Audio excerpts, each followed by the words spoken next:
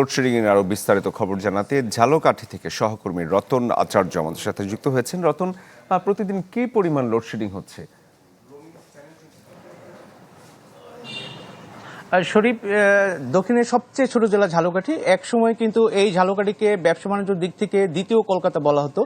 এই ঝালকাঠিতে কিন্তু বেশ কিছু কলকারখানা রয়েছে, ময়দার মিল এবং লবণের মিল রয়েছে। আপনি জানেন যে ঝালকাঠিতে বেশ লোডশেডিংয়েরও সৃষ্টি হয়েছে।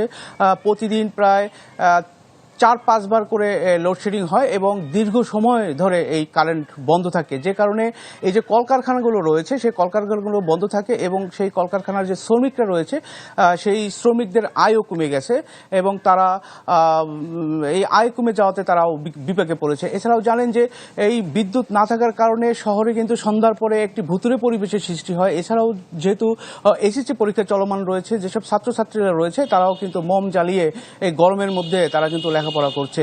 এই যে অটোপাজিকর যে কর্মকর্তা তারা কিন্তু বলছে যে তারা যে বিদ্যুৎ পায়, আসলে যতটুকু বিদ্যুৎ পায় চাহিদা অনুযায়ী তারা আসলে কম বিদ্যুৎ পাচ্ছে, যে কারণেই ঢালাইয়ের সেরা প্রিমিয়ার সিমেন্ট তারা যতটুকু বিদ্যুৎ পাচ্ছে সেই বিদ্যুৎ থেকেই পর্যায়ক্রমে এই লোডশেডিং তারা দিতে বাধ্য হচ্ছে। তবে গ্রাহকদের অনেক অভিযোগ রয়েছে। তারা বলছে যে বিদ্যুৎ অফিসের পক্ষ থেকে যে বিদ্যুৎ বিলটা দেওয়া হয় সেটা অনেক সময় ভুতুড়ে বিদ্যুৎ বিল দেওয়া হয়। এছাড়াও যে বিদ্যুৎ অফিসের যারা কর্মচারী রয়েছে তাদের আসলে ব্যবহারেও তারা কিন্তু সন্তুষ্ট না।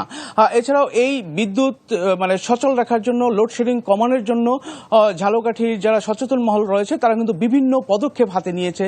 কিছুদিন আগে মানববন্ধন হয়েছে এবং আগামী 2 দিনের মধ্যে আরেকটা মানববন্ধন হওয়ারও কথা রয়েছে। শরীফ, ঝালকাঠি থেকে সর্বশেষ বিদ্যুৎ বিষয়ে আমার কাছে এতটুকুই খবর ছিল। রতন, ধন্যবাদ আপনাকে।